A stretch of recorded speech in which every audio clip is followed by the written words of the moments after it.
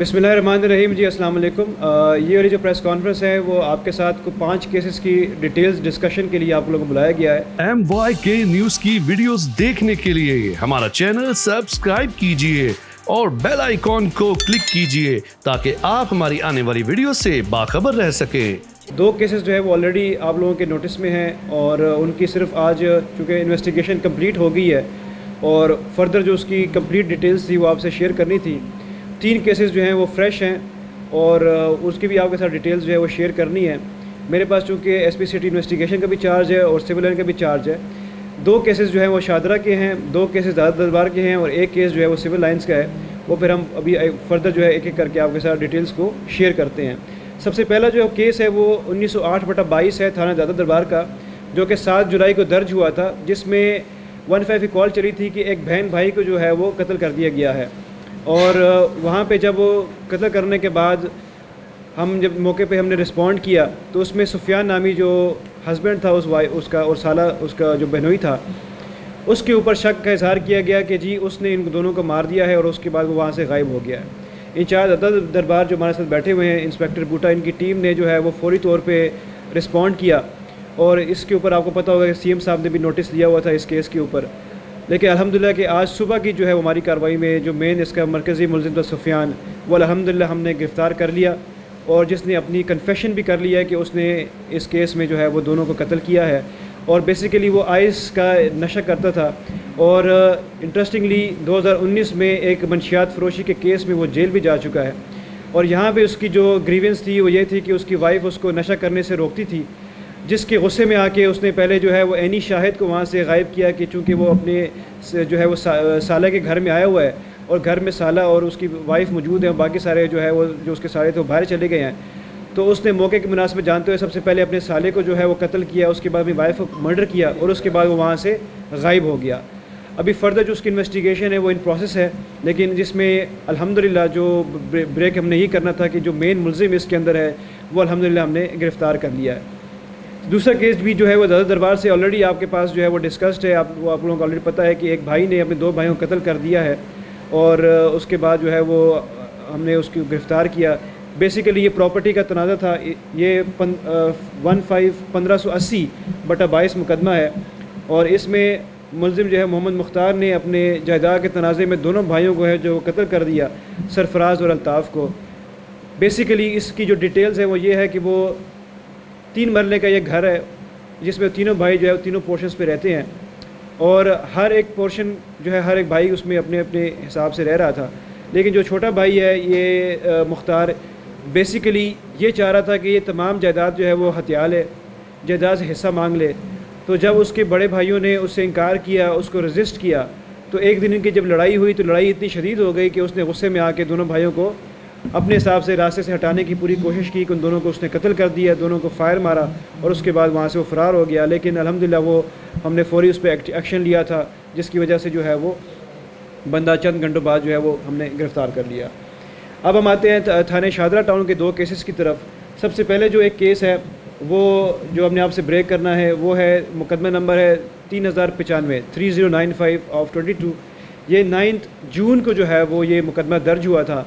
इसमें एक dead body हमें मिली थी जिसको जो है वो बेदर्दी से काफ़ी सारे गन शॉट के साथ मुलज़िम इसमें इफ्तिखार को जो है वो कत्ल किया गया था। बंदे की आइडेंटिफिकेशन हुई, 15 पे कॉल हुई, हमने उसको रिस्पॉन्ड किया और देखा कि बड़ी बेदर्दी से जो है काफ़ी सारे जो है उसको गोलियों के निशानात उसके ऊपर बॉडी पे थे।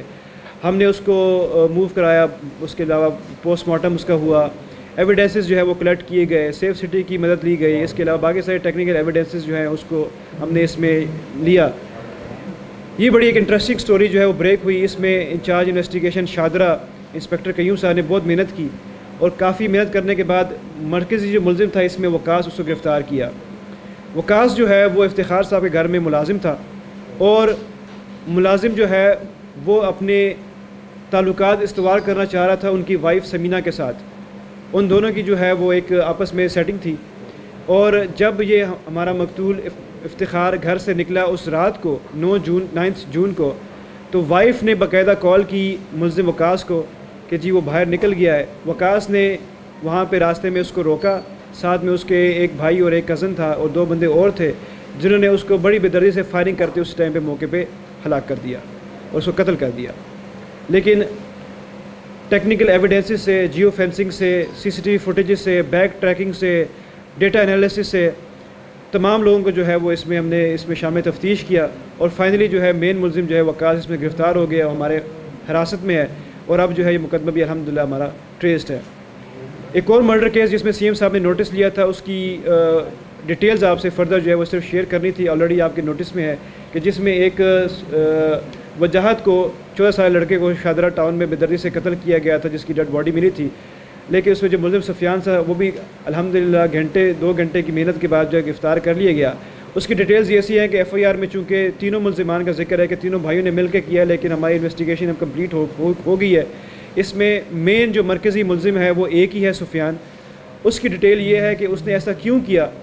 वो बेसिकली उससे इलीगल रिलेशंस जिसे हम कहते हैं फ़िज़िकल कॉन्टैक्ट बनाना चाह रहा था और जिस दिन का वाक़या हुआ है उस दिन भी एक दिन पहले हमारा जो मकतूल है वो एक वीडियो शॉप की गेम पे देखा गया, जहाँ से सुफियान का गुज़र हुआ। उसे देखा गया कि लड़कों के साथ बैठा हुआ वीडियो गेम्स खेल रहा है।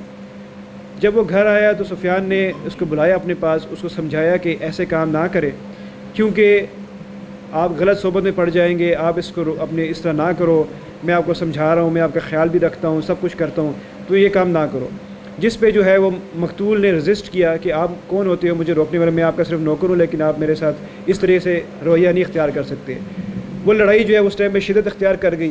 शिद्दत इख्तियार करने में जो है मुसफ़ियान ने छुरी उठाई उसको डराने के लिए, लेकिन तगो दो की वजह से जो है वो फिर बाद में उसका छुरी जो है वो उसके गले पे उसने गुस्से में लगा दी और फेर दी, जिससे जो है उसकी मौके पे डेथ हो गई।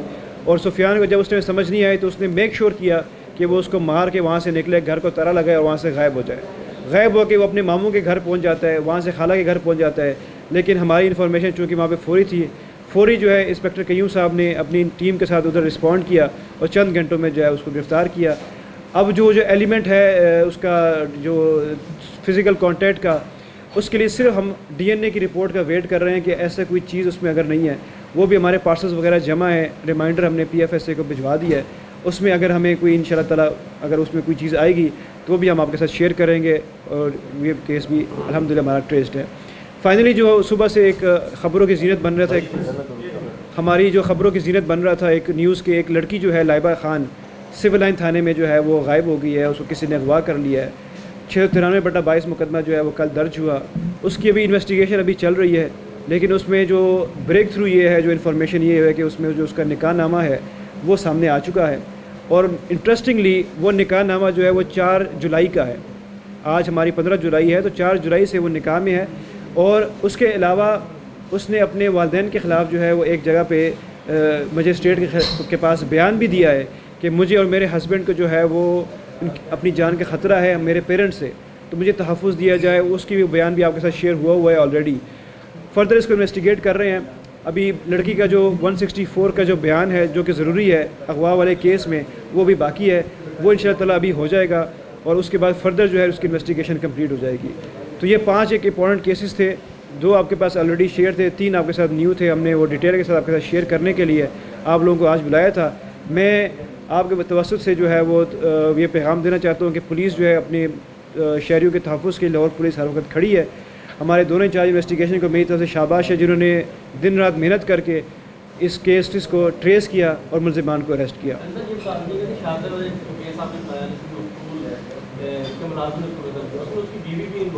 जी जी जी बताइए। जुडिशल बीवी को हमने जुडिशल भेज दिया इस मुकदमे में।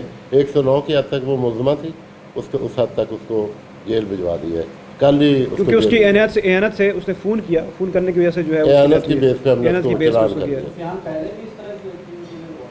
सुफियान जो है बेसिकली ये जो सुफियान वाला मैटर है ये है कि ही वॉज बैडली ऑब्सेस्ड, जैसे कोई मेंटल सिकनेस की कोई टाइप है, समझ लें कि वो बहुत ज़्यादा इम्प्रेस था और बहुत ज़्यादा उससे प्यार करता था।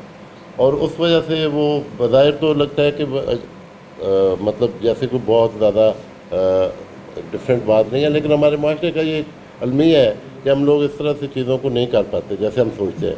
तो वो जो है उसको उसका बहुत ख्याल रखता था, उसको बहुत टेक केयर करता था, लेकिन एंड में क्या हुआ, उसका रिजल्ट ये निकला कि उसने उसको कत्ल कर दिया।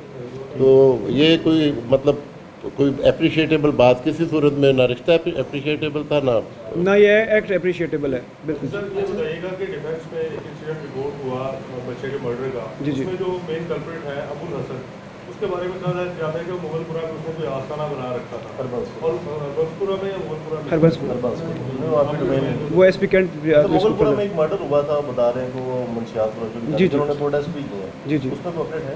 उसमें एक आपको ऑलरेडी हमने शेयर किया था कि जो उसमें एक मुलजिम तो गिरफ्तार था। सेकंड की हम पूरी कोशिश कर रहे हैं और उनकी जो है वो बेल भी खारिज हमने करवा दी है अल्हम्दुलिल्लाह। बाकी इस पर उम्मीद है कि उसको भी हम जल्द जो है वो क्रैक डाउन कर लेंगे उसके ऊपर इंशाअल्लाह ताला जी। अच्छा, ये सुफियान जो था मुलजिम, ये कोई नशा वगैरह भी करता था या बच्चे के साथ कोई बदफेली वगैरह? बिल्कुल, अभी तक ना तो उसकी कोई नशे की बात सामने आई है, और जहाँ तक बदफेली का तल्लक है वो वो डीएनए इनकारी रिपोर्ट में था। इंशाअल्लाह ताला जो है वो क्लियर हो जाएगा। डीएनए रिपोर्ट जब जैसी आएगी उसमें अगर ऐसी की बात होगी तो हम शेयर कर देंगे। अभी इनिशियल जो हमारी इन्वेस्टिगेशन उसमें ऐसी कोई चीज़ नज़र नहीं आई, लेकिन वो एक डाउट है, उसको क्लियर करना हमारे लिए है। उसके लिए टेक्निकल बायोलॉजिकल एविडेंस का होना ज़रूरी है, वो हम करवा के इंशाअल्लाह ताला वो भी कर देंगे जी। दरबार में जो बहन भाई को कत्ल किया गया है, जिसने कत्ल किया है, उसकी पहले से प्लानिंग थी या उसकी उसका जो है वो उसको पता? बूटा साहब आपको फर्दर उस पर शेयर करेंगे।